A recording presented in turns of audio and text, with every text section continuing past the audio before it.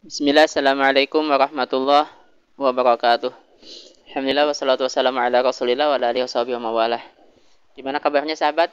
Semoga kita semua sehat walafiat dan selalu dalam perlindungan dan kasih sayangnya Allah ya.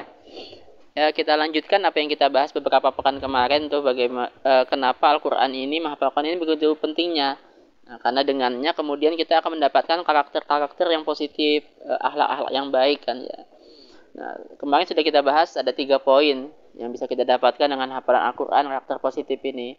Insya Allah kita bahas atau kita lanjutkan sekarang nih. Yang keempat, kemudian kita akan mendapatkan karakter orang-orang yang optimis. Orang-orang yang optimis.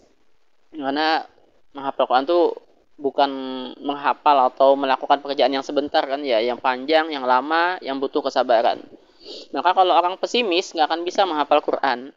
Ketika baru ngapalin 1, 2 juz, 3, 4 juz, kalau dia pesimis ngerasa banyak kesulitan, kesusahan, pasti akan mundur kemudian.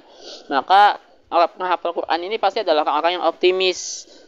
Dia yakin dengan pertolongan Allah pasti bisa. Dia yakin dengan bantuan Allah pasti bisa. Dia pasti akan bisa menghafalkan Al-Quran.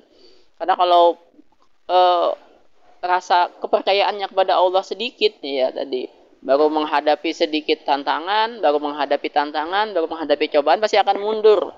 Karena ngapal Quran ini akan banyak sekali pasti tantangan yang dihadapi orang yang menghafalkannya.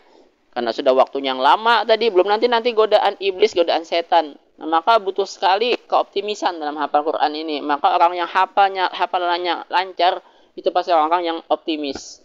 Nah, yang kelima, kemudian sahabat, orang yang menghafal Quran ini, kenapa kemudian sampai Rasulullah SAW memilih pemimpin dari penghafal Quran, atau pemimpin sholat, imam sholat itu salah satu kriterianya adalah banyaknya hafalan. Nah, karena memang orang yang hafal Quran ini biasanya pasti akan lebih mendahulukan hukum-hukum atau aturan dalam Al-Quran dibandingkan hukum-hukum yang lainnya. Karena setiap hari ini dia berinteraksi sama Al-Quran, dia baca Quran, dia ngapalin Quran, dia mempelajari kandungan Al-Quran. Ketika ada masalah dalam kehidupannya, nah pasti dia akan lebih memilih solusi yang ditawarkan oleh Al-Quran dibandingkan solusi-solusi yang lainnya. Nah, apalagi kalau dia jadi pemimpin tadi itu. Ketika ada masalah di bawahannya, pada organisasinya, pada yang dipimpinnya, dia pasti akan memilih solusi dalam Al-Quran. Maka ini karakter yang luar biasa sekali penghafal Quran ini. Maka ketika kita ngapalin Quran, kita pasti akan terbawa untuk menjadikan Al-Quran sebagai hakim, sebagai alat untuk kita mendapatkan solusi dari setiap masalah kita. Nah, ini yang seharusnya terbangun dari semua penghafal Quran ini ya. Kalau sampai penghafal Quran kemudian mencari solusi dari masalahnya pada selain Al-Quran, nah, maka ada yang harus diperbaiki di sini. Nah, tapi insya Allah kalau kita ngapalin Quran, kalau kita tekun sampai lancar hafalan kita, insya Allah pasti akan kita lebih mengutamakan solusi dalam Al-Quran dibandingkan solusi-solusi yang lainnya. Nah, yang keenam, kemudian menghafal Quran ini pasti akan lebih bergantung kepada Allah dibandingkan kepada dirinya sendiri ataupun kepada yang lain.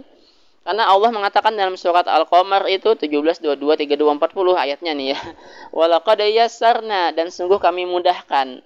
Nah, ketika orang bisa ngapalin Quran, pasti itu yang dimudahkan, itu dimudahkan oleh Allah, dibantu oleh Allah.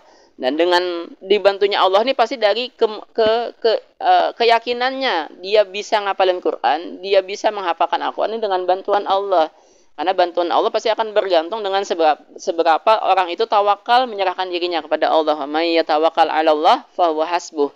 Siapa yang bertawakal kepada Allah, maka Allah akan mencukupi. Maka penghafal Quran ini ketika kita bisa menghafalin Quran dan lancar hafalan kita, ini insya Allah akan menunjukkan juga kita orang yang sangat bergantung, berharap kepada Allah. Kita benar-benar bisa mengamalkan Allahus Somad. Allah lah tempat bergantung kita. Nah, ini dulu sahabat yang dapat dibahas pada hari ini. Semoga bermanfaat. Dengan ini kemudian kita lebih bersemangat menghafalkan Al-Quran dan lebih menanamkan karakter-karakter positif ini di dalam diri kita insya Allah. Subhanakallahumma bihamdik. Asyhadu an la ilaha illa anta astaghfiruka wa atubu ilaik. Wassalamualaikum warahmatullahi wabarakatuh.